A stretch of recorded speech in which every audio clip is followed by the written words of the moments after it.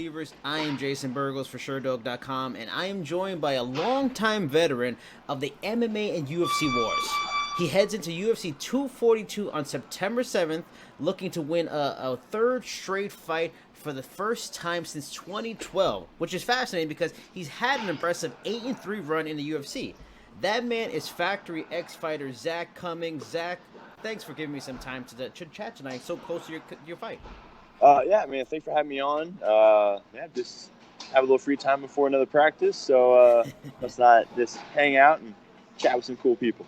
All right, thank you. Now, you traveled to some foreign locales during your UFC career, Ireland, Chile being two of them. What are your thoughts on traveling to Abu Dhabi for this card? Was there any, apprehension at all, or were you excited about this possibility to go to a unique place like this? Always excitement. I'm one of those that I really enjoy learning and being around different cultures. Mm-hmm. So anytime I get to visit different places and the sport just gets to take me there and meet new people, see different cultures, and just get different life experiences. With the sport of MMA is always a really cool thing. So I pretty much embraced it. I love traveling. I've been a couple places close, but I'm really excited to see all the architecture and everything of Abu Dhabi and go up to Dubai a little bit too. So.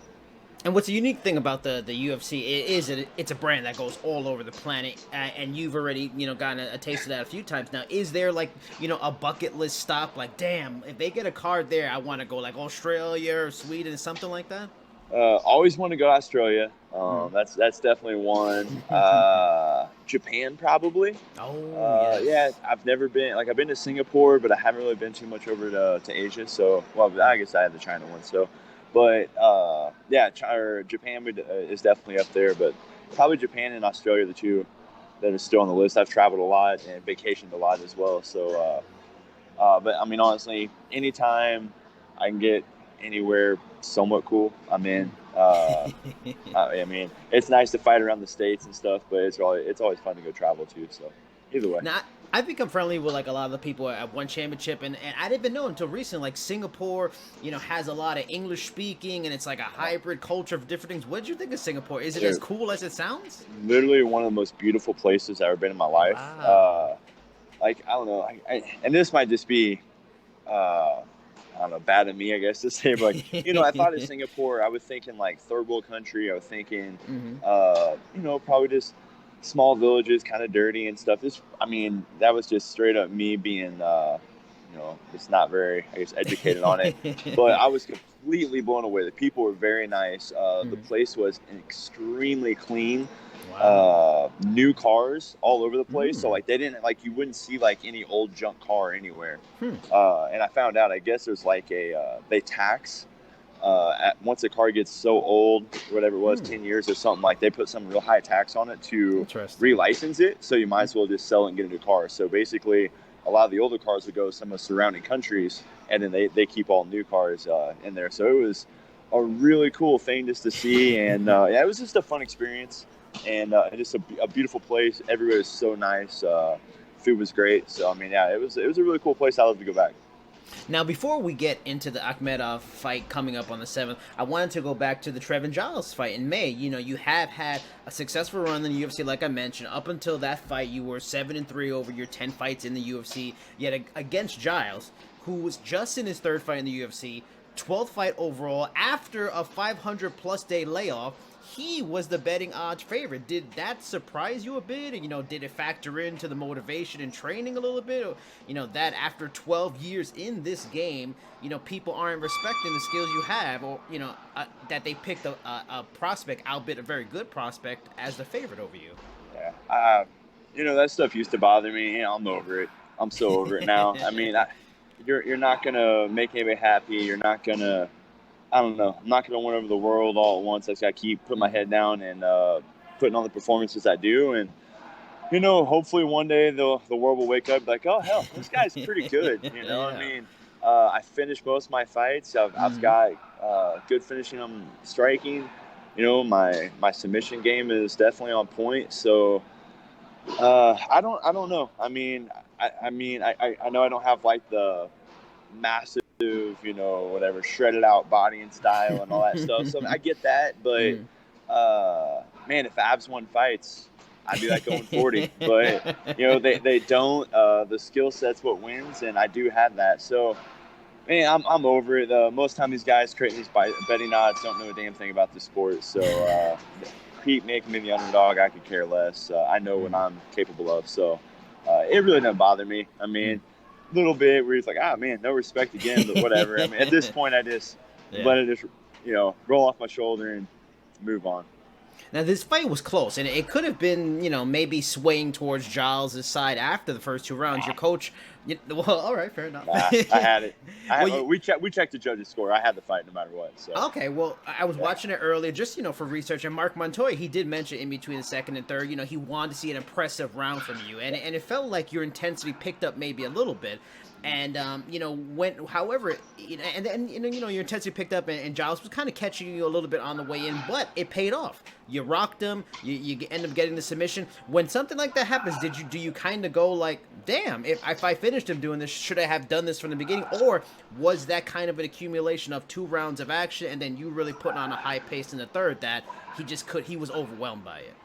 I knew the fight was really close. I knew the first 2 rounds. I was pretty sure I won one of them. I knew the other one was really close, and that's why when I saw the judges, one gave me both for the first 2 rounds, and then the other 2 it was split. But then I knew I had the third round if I got the finish or not. But yeah, it's tough. It's one of those where when it's close, I don't like going to the judges anyways. I mean, I've lost too many split decisions. Drives me insane. So. I'm always going to go out there, look for the finish, and fight that way. The only thing I can think of is moving up. It's still new to me at 185. Right. So I've always had to kind of fight on cruise control a little bit and hold back some at 170 just because with the huge weight cut, it was, it was really wearing on my body. And like, I was always a little nervous on my cardio to really push the pace. And, I've had these 2 fights at middleweight, and I mean, I've been able to like dig deep and push, and I'm not really getting tired or exhausted in there and stuff. So I think I'm starting to get the confidence that I can really just kind of let myself go, push the pace, and just trust my body. It's going to go ahead and follow. So I'm excited to see how this fight's going to play out because now that I kind of have a little more confidence in that, I think we should be good. Now, how rewarding was a win like that, to push it onto another level that maybe you weren't able to do at welterweight, to take, a favorite fighter and beat him, to derail the hype train that was around him and get a finish late in the fight and avoid a split decision like you mentioned. How rewarding was a win like that for you? Getting the finish was very rewarding. I probably could have done that in the first round if I would have just put my head down and, cut him off. He was extremely fast. He's got really quick hands. I expected that. But I saw most of the stuff coming. I had to deal with a cut and stuff that he kind of barely missed a punch and just cut me wide open. So I had some blood in the eye, a little bit of stuff I had to deal with. But, I was definitely happy that I finally just put my head down and decided to come forward and get the finish. I think I was probably more proud of myself on the fight before that with the Trevor Smith. A lot of people don't know this, but the very first punch he landed in 7 seconds shattered my orbital. Ooh. So I was seeing double, triple. I mean, it was bad, hard, throbbing pains in my face, and I had to dig deep and fight the entire fight. Wow. So I was a little more proud of myself, like really just like max effort, digging deep, and just getting that win. And then obviously getting the finish, I was very proud of with the Giles fight. So, every little fight, every little victory has its own thing. So they stand out for different reasons. And I've never talked to a person that actually had a broken orbital, but you hear how difficult it can be. True. So, yeah, bro. Do you like have to get over kind of like a mental hump with something like that? Is there a fear when you get back into a fight like that oh shit, it's gonna happen, I gotta be careful with this, or when you're in the cage that kind of stuff turns off? I was definitely the first one happened on the Gunner fight, just a freak thing, landed a good punch, and it's just the way it hit everything down, back deep in the orbital, shattered, and it really affected me. I changed my game plan. I was winning the fight on my feet, and I tried to put my hands on because I had a hard time seeing. So I was pretty gun shy after that one. You know, first time going through it. You know, I had surgery. Coming back from that took me a little bit. I mean, that's one thing I've never been worried about my whole career is like really getting hit. I've always had a lot of trust in my chin, but I got over it and then I got used to it. So once that happened, I immediately knew what it was, and but just had to kind of put my head down, keep going forward. I don't want it to cause another loss like the first one did. So I knew I could fight through it, and you know, basically that's what I had to do. But it was miserable. And now for the Akhmedov fight, you have never won 3 fights in a row in the UFC. Now another win could really start building momentum trade for you towards, you know, breaking into the divisional rankings and stuff like that. Are milestones of that kind of sort, you know, 3 in a row in the UFC, which is still a major thing, you know, getting on any win streak in the UFC says a lot. You know, getting into the rankings in a new division, are some those things play into any motivation going into this fight, or it's really not even worth it? I mean, they're always there. You know, it's kind of one of the things where I've won 10 in a row. I've won multiple in a row. It's just, you know, it's one of those where, you know, with the UFC, I'm like, I'm having a hard time getting over this hump. But, I mean, I don't really think about it, like, oh no, it's the third win, and like, you know, is something gonna happen? Yeah. You know, I just had tough fights. You know, the first one I stepped up and fought Gunnar on short notice, and traveled across the world. Like I said, you know, had a weird injury with my orbital in my eye, so came short on that one. Had the Ponzinibbio fight, was insanely close. You know, just I think I showed a little more damage, and you know, so I fell short of that one. Then I had a split decision in Chile that I still thought I won, but you know, whatever. I mean, it's not like I'm getting blown out of water. It's just little things that are there. So I mean, I'm there. I just have to just do what I do and get the victory. This Akhmedov fight is it's tough. You know, he's a game opponent. He's got a lot of power. He'll push the pace, come forward. Kind of similar to me, but I feel like I have a little more technique, and I feel like I have a little more tools to finish the fight. You know, on the ground, I've got good wrestling. I've got power in both hands as well. So I'm excited for it. I definitely think I have everything to get the third win in a row, and you know, move up the rankings. But we'll just have to deal with the task at hand first.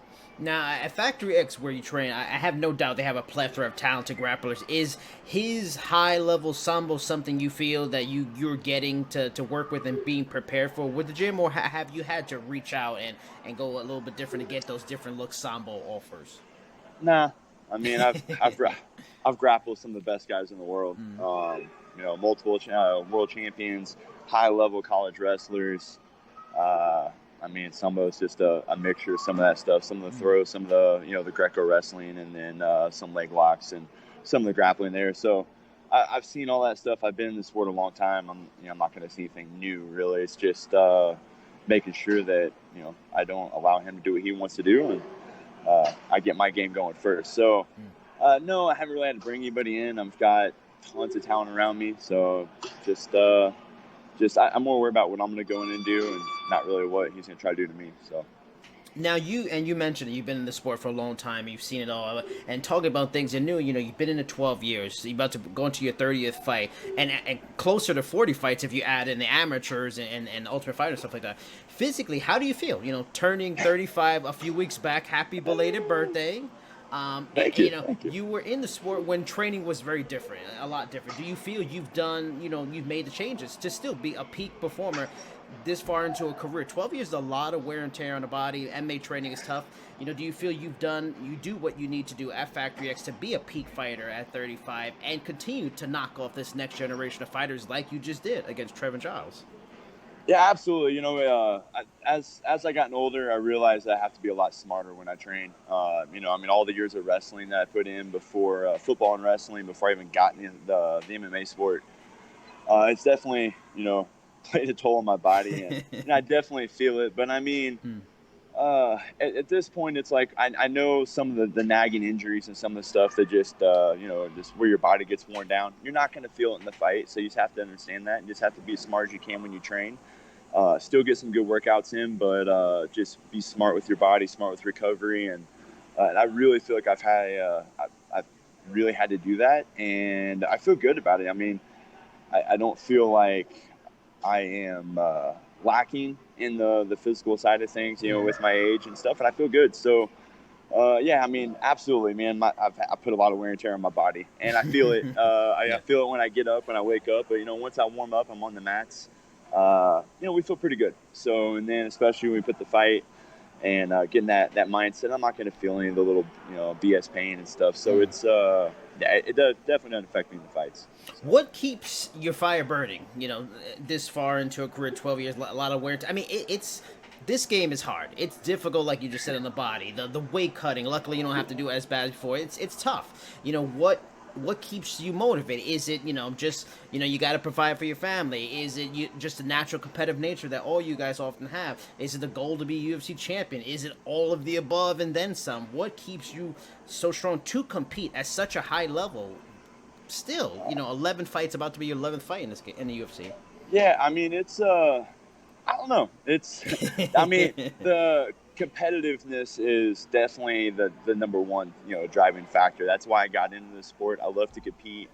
I love, putting myself up against one other person and have that competition and that the drive to prepare to win that. So, I mean, that's there for sure. I've been in the sport a long time, and sadly, like, money's just now kind of like getting good. So I feel like, hey, man, let's hang around and get some good paydays while I've been in here and, kind of help provide for my family for, get some of our future stuff set up. But I mean, for money wise, we're good. My wife has a good job. I own a couple businesses back home, and I mean, like, I could quit, retire, and be fine. That way, but it's, a little extra money. It's going to be, it's nice to do things with, put it away, invest, whatever. That way I can still have a good life when I'm done fighting, not just rely on, paycheck or whatever, fight to fight paycheck. So, I mean, so money is a little bit of an added bonus, but competition is probably going to be the number one. And then I just feel like with my whole life in sports, I've just fallen just a little short. I was in wrestling.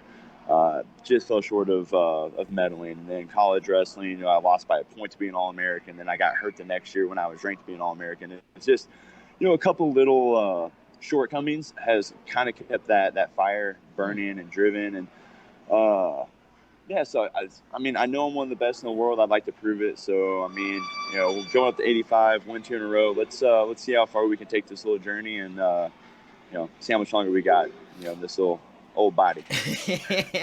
Not that old, but you're younger than me, so I'm gonna be 36 in a week or so. Yeah, my body's like 70. So. Well, I'm glad you brought up the financial stuff and like that, and money and those kind of things, and preparing your businesses. I wanted to ask about that because you've been around long, and I'm sure you've had to go through the process of managing. Money wasn't a big thing for a long time in the sport, like you mentioned. So you have to really try to make it stretch. Find the right situations that maximize and everything. And especially we had the story where Mike Perry talked about he has like $6 in his bank account. Last year, Jessica Andrade brought up that she had to sell her fight things to make extra money and stuff like that. What have you gotten any advice over the years, suggestions? Have you learned a lot of things? Like, what have you done to prepare for your life after fighting so you can jump into it without a problem instead of stumbling in it like a lot of athletes and not just fighters often do? Yeah. I'd say just surrounding myself around really intelligent people, successful people in their own business, not just fighters, but just in their own businesses, other entrepreneurs and stuff, and seeing what they've done, seeing how they try to provide for their family and just be smart with their money. And I never wanted to be that guy that's just, I want to be a world champion. And, every little thing I do is to train in, and then like when I'm done fighting, be like, man, okay, what do I do now? Like, do I go back to school? Do I do this? I start a new career. It's like I didn't want to do that. I wanted to always make sure that as I fight, as I do things, I want to start setting my future up ahead of time. And I wish I started earlier than I did, but I'm definitely happy that I was fortunate to get signed with UFC, and I had a performance bonus right off the bat in my debut. I was able to pay some stuff off. I was able to invest some money, and then a couple other fights.